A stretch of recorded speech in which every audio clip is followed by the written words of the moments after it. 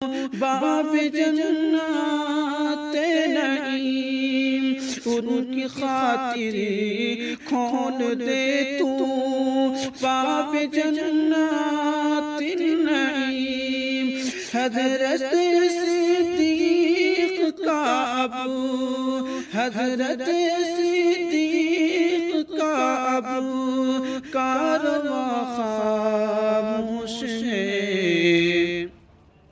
ये ज़मीं खामोश है, वो आसमां खामोश है।